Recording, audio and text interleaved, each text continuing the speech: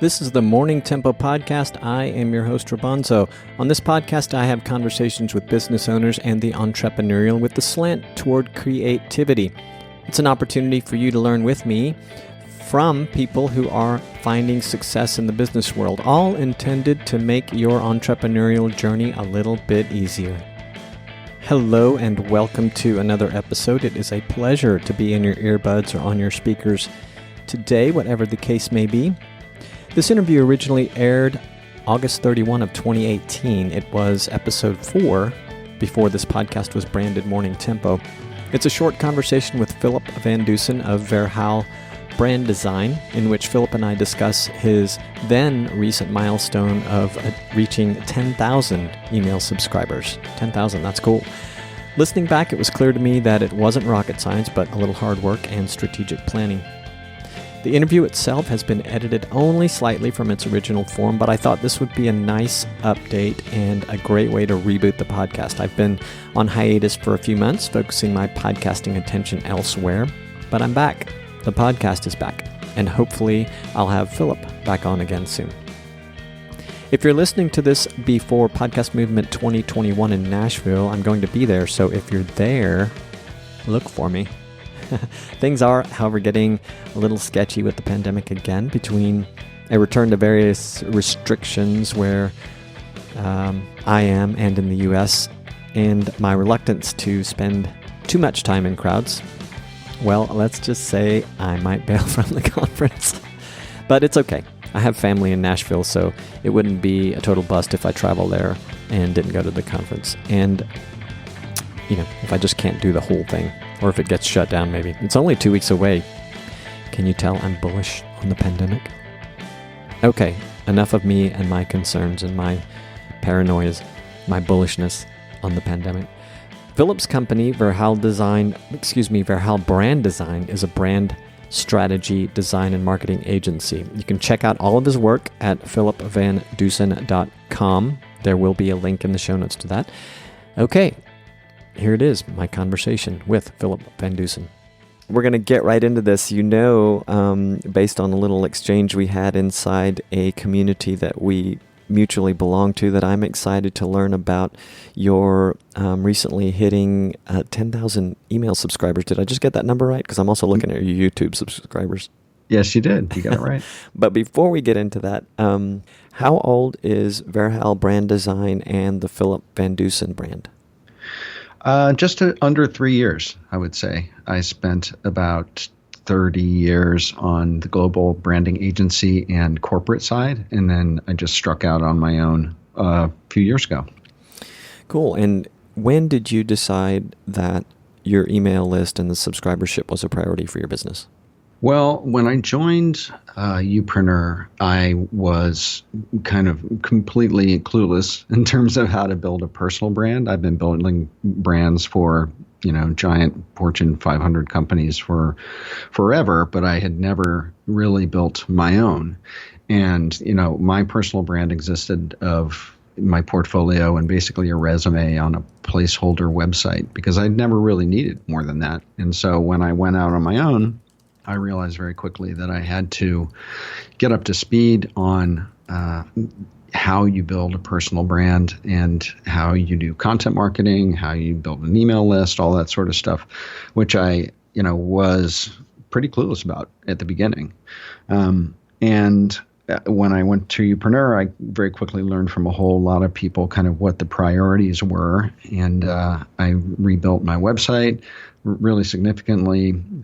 And a few months later, I decided to start a newsletter, which was my first form of content marketing. And was it from that point moving forward then, you're like, okay, if they've drilled it into me, I've got to I've got to build a list here? Or did that kind of sink in shortly after?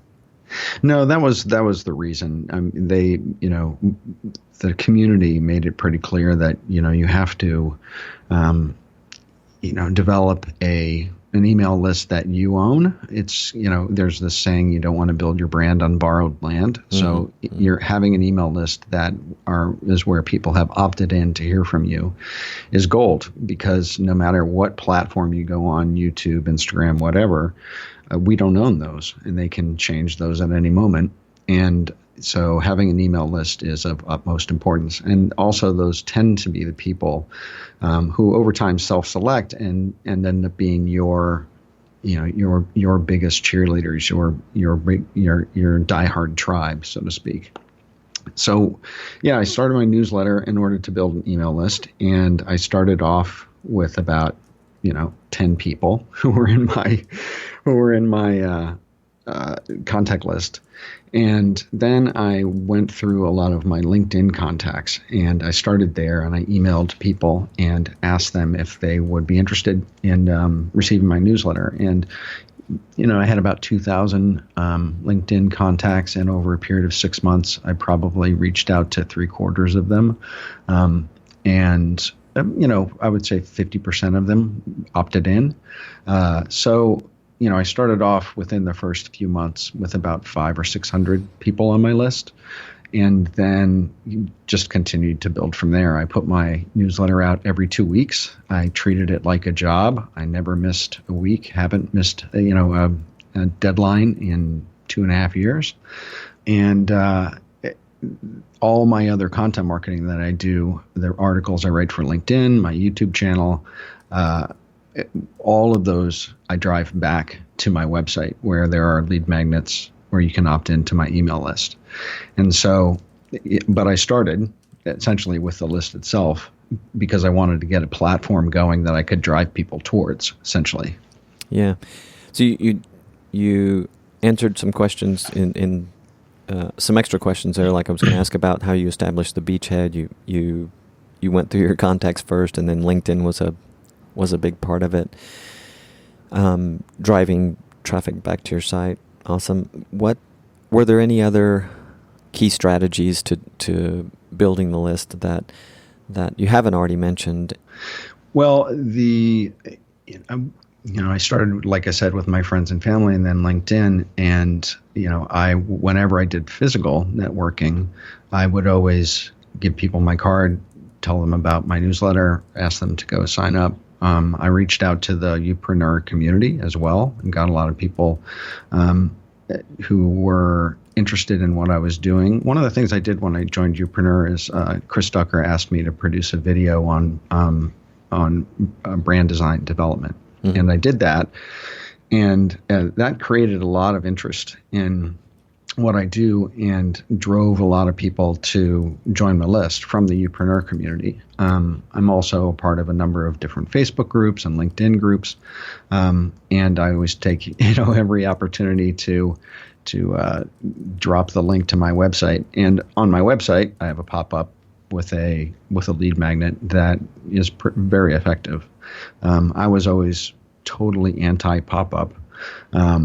And was shocked when I heard how many people use them.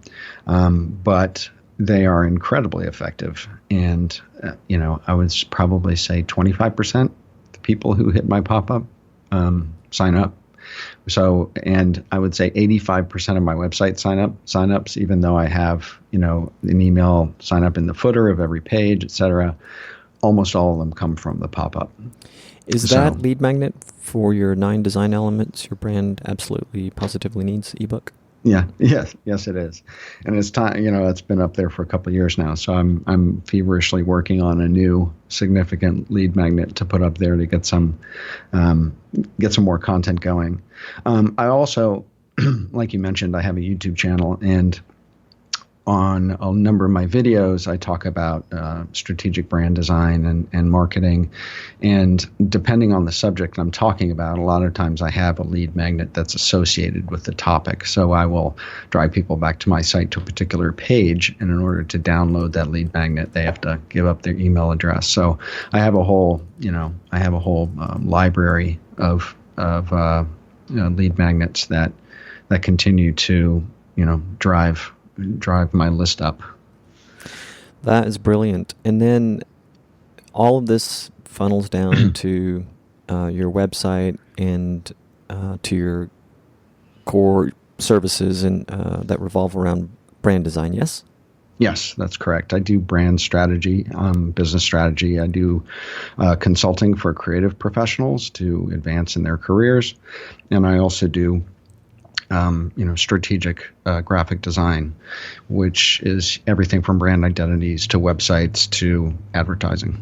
So among the clientele that you have, then you have small, medium businesses, entrepreneurs who are in the design or agency world, but then I'm guessing that on the strategic design side of your business, you're dealing with everyone from the small, medium business on up. Yes. A lot of my clients are entrepreneurs or individuals, and the businesses I work with these days are generally in the 3 to 10 million a year revenue size. I'm not really working with the clients that I was working with when I was in my global branding days, but that's fine with me. I actually prefer the ones who have gotten some traction, but who can really, really benefit from this sort of strategic thinking that I can bring to the table. And a lot of the, big Fortune 500 companies have already done that to a great extent. And they also happen to generally use larger global agencies.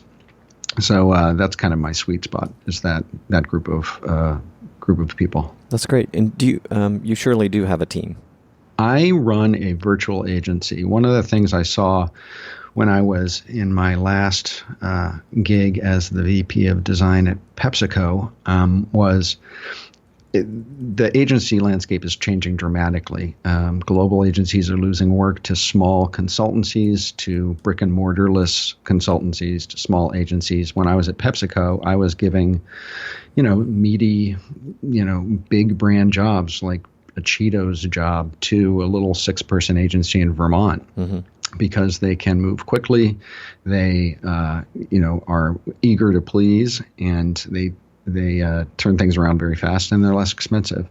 And so I saw that happening in the marketplace, and just decided to be on the right side of history for once. And so my agency is a virtual consultancy. I have a long list of partners and networked experts who I've kind of collected over my years in business. And when I started my own agency, I reached out to a number of them, 25 of them in different kind of specialties, and asked them if, I landed a particular project where I needed their skill set, if they would come on as a partner to work that project. And invariably they said yes. So what I do is I'm the principal of my agency, but my agency is essentially a brick and mortarless consultancy. So I will, if I get a job for, to do brand identity and a complex WordPress website, I may bring in a copywriter and, a photographer and, WordPress developer, and have a team of 4 people to work that particular project. And when that project's over, we go our separate ways. There are a lot of people who work like I do, and so they're completely willing to white label their services under my agency umbrella. And likewise, if they land a great project where they need a brand strategist or a strategic design person, then I'll do the same for them. It's the gig economy. Yeah, that's great. I think that it's great that you shared that for the audience, the listener audience, and thank you so much for sharing in brief the story of building the email list. You said a couple of other things that give me ideas for future episodes. Maybe we can do it again sometime. And this is great stuff. I know I'll have some follow-up questions offline. Maybe we can share some stuff with listeners. And man, really appreciate you. Well, thanks for having me on, Roberto. I really appreciate the opportunity. Of course, it's all my pleasure. We'll talk soon. Okay, thanks. This episode was powered by ConvertKit. ConvertKit will help you grow your audience, foster your community, and earn a living online. You can promote your latest project and collect subscribers with beautiful landing pages, sign-up forms, and link pages to make your work stand out. I've been a subscriber since early 2016. I love it. Create lasting connections and promote like a pro with their intuitive email editor and powerful sales funnels. Sell digital products and subscriptions directly to your fans and make a living selling your work. No tech skills required. Their customer support is amazing. Like I said, I use it and love it. To learn more and to sign up for one of their free plans, that's right, free, just go to morningtempo.com/convert. Please help other creative entrepreneurial types find this podcast by following it on your favorite audio service.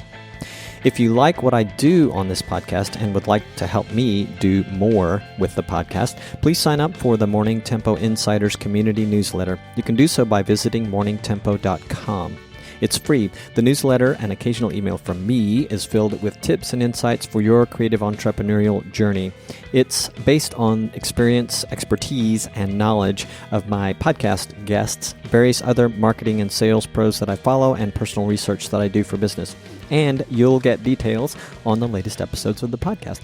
And if you really like what I'm doing here, visit morningtempo.com/crowd sponsor for more information about producer and sponsorship opportunities. All right, I am out. Thank you so much for listening. Ciao for now.